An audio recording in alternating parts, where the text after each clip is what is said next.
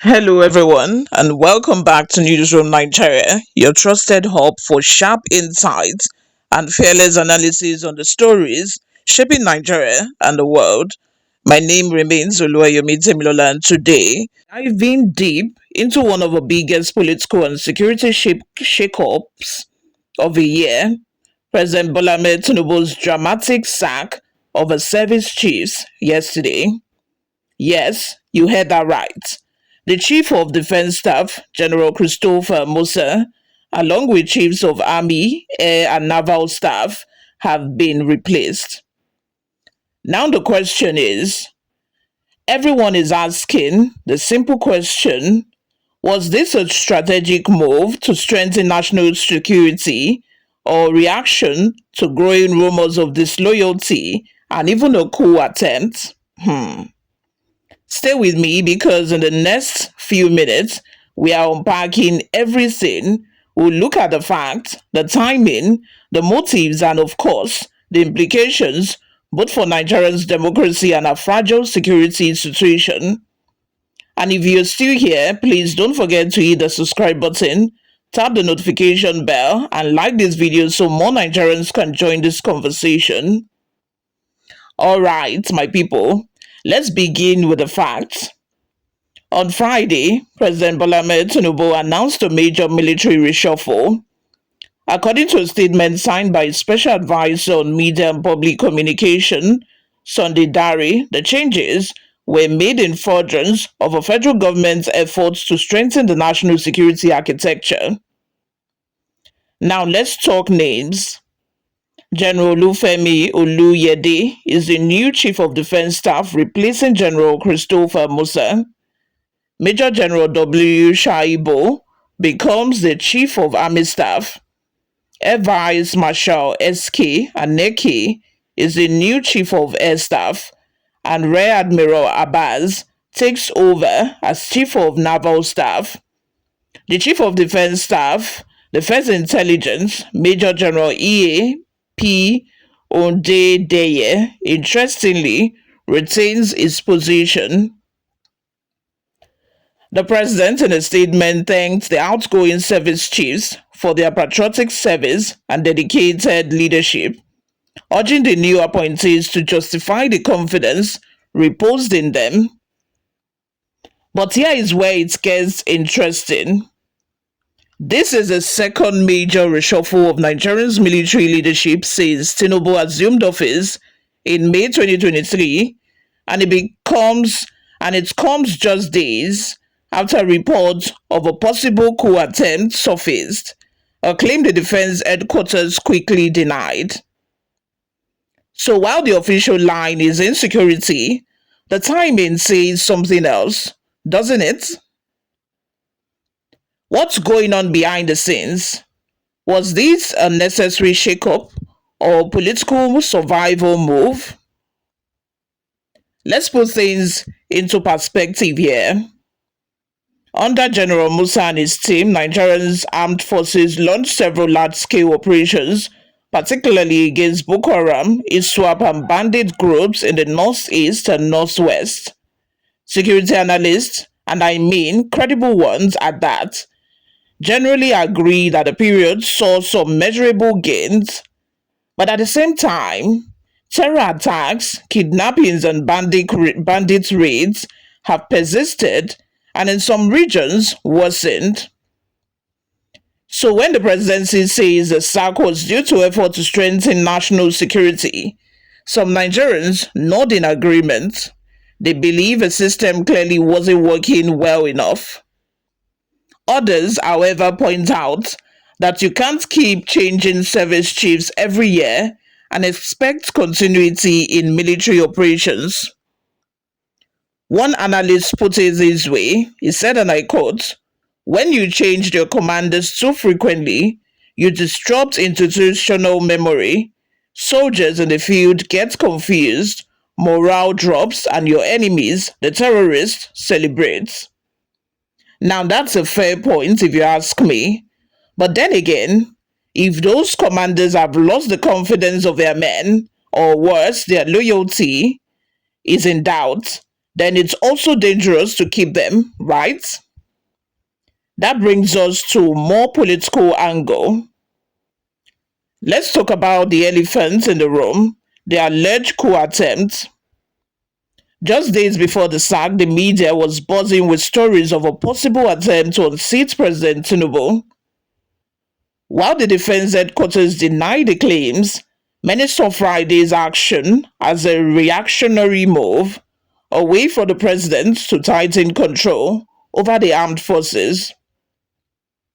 A senior security source was quoted as saying, "Their sacking is as a result of losing the loyalty of those working with them. When commander loses the loyalty of his men, there is no need for him to remain the commander." Now, that's a very chilling statement because loyalty, not just competence, seem to have become the new currency in Nigerian security leadership. But here is where the opinions diverge sharply. Some commentators believe President Tinubu acted decisively and correctly. They say, and I quote, "If there is even a whiff of disloyalty in the military, you act fast.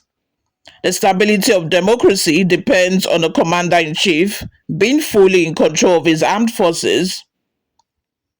Others see it as panic politics, a desperate move to silence internal dissent and maintain regime loyalty rather than improve national security.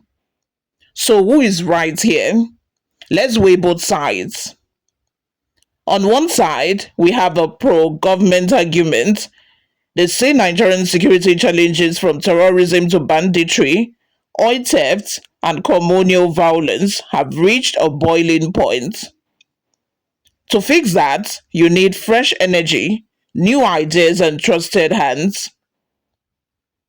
This camp argues that the president's decision reflects accountability, a refusal to tolerate stagnation or internal disunity in the military chain of command. They point to past leaders who hesitated to make changes and argue that Tinubu is showing decisive leadership. But on the flip side, critics, including voices from the African Democratic Congress (ADC), say the move looks more like a political purge.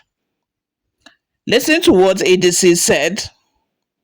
"Without prejudice to what might have happened in recent weeks, it is obvious that the Tinubu administration is distracted.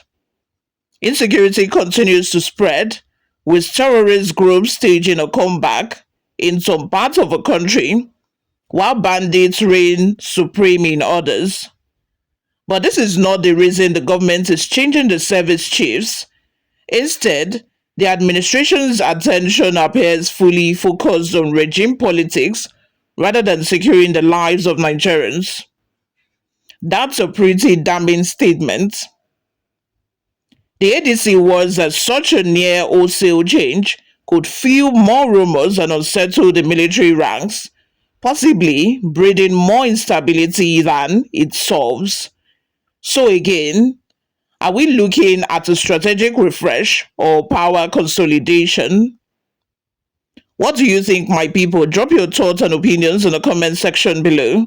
Do you believe this move will make Nigeria safer? Or do you think it's a political smokescreen? And hey, if you're still watching, please take a second to hit the subscribe button, like this video as well. It really helps this channel grow. And don't forget to subscribe, like I said, so that you can get more deep, fact-based analysis every week. Now let's look at the bigger picture here. Every time Nigeria reshuffles its security chiefs, there is a ripple effect, not just within the armed forces, but across our political system. New service chiefs mean new loyalties, new strategies, and new alliances, and they also mean disruption, at least in the short term.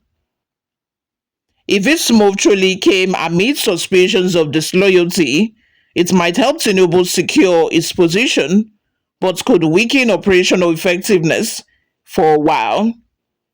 And remember, This comes as Nigerians' neighbors like Chad and Niger have faced coups or power transition in recent months. So naturally, people are asking, could Nigeria be next? While that's speculative, the government owes Nigerians clarity, as one political observer put it. This matter requires transparency, not silence. The government's reaction has veered between deliberate confusion and vague reassurance. That's a dangerous communication gap in a democracy. So, as we wrap it all up, here's the takeaways. President Tinubu's decision to sack the service chief may either go down as a bold move to rebuild a flattering security system or as a reactionary shakeup driven by political fear and suspicion. Only time and the performance of these new chiefs will tell. But one thing is clear: Nigeria needs results, not just replacement. And as citizens, our job is to keep asking questions, demanding accountability, and refusing to settle for less than a secure and stable nation. That's all we have for you on today's news on Newsroom Nigeria. If you enjoyed this analysis, please give this video a thumbs up, subscribe, and share it with someone who follows Nigerians politics closely.